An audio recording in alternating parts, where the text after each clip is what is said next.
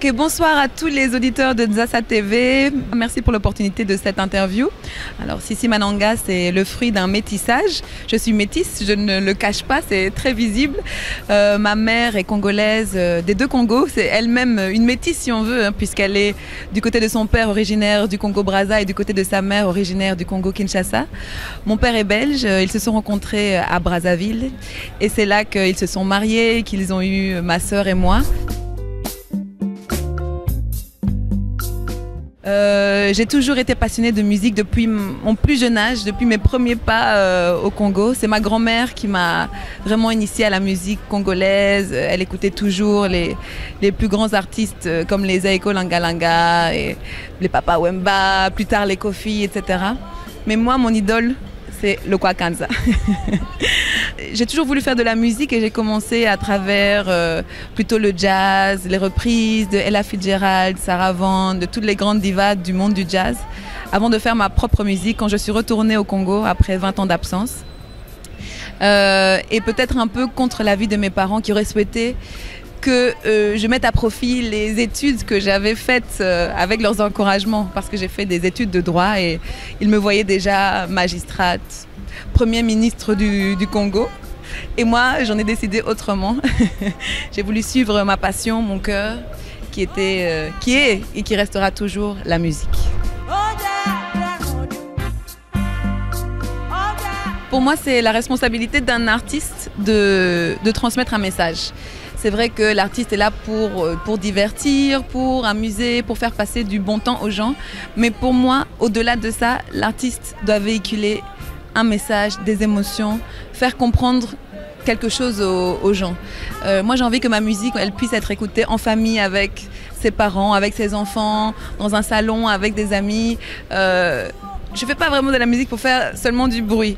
Je fais de la musique pour que les gens comprennent quelque chose. Et c'est vrai qu'à travers mes thèmes, que ce soit les thèmes forts ou engagés, de la guerre, du deuil, de la quête pour plus de liberté, pour plus de droits, je relate en fait de ce que j'ai vécu quand je suis retournée à Brazza, au Congo. C'est pour ça que l'album s'intitule Retour aux sources. Et des histoires que moi-même j'ai vécues personnellement. J'ai écrit un peu l'album Retour aux sources comme un journal intime qui relate de toutes ces histoires, de toutes ces anecdotes qui ont marqué mon retour au Congo. Quand j'étais là-bas, j'ai vécu la disparition de mon père.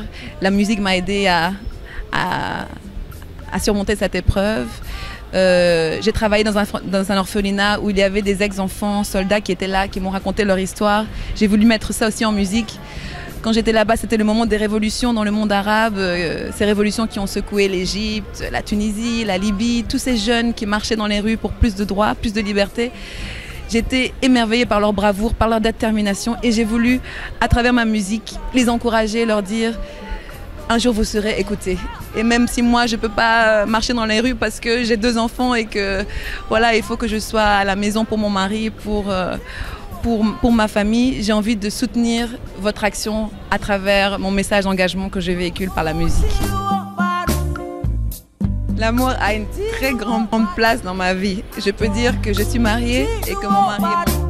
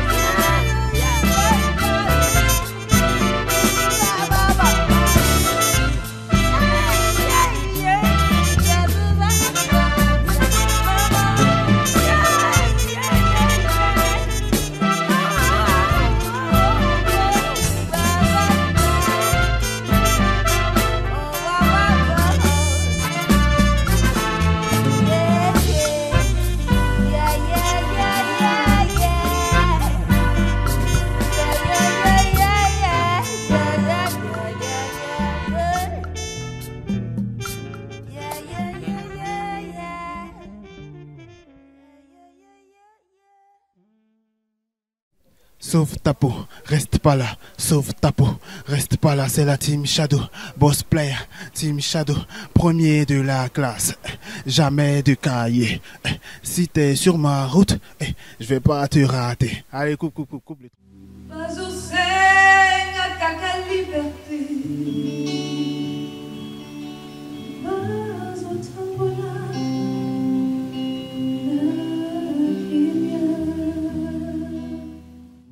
Ebele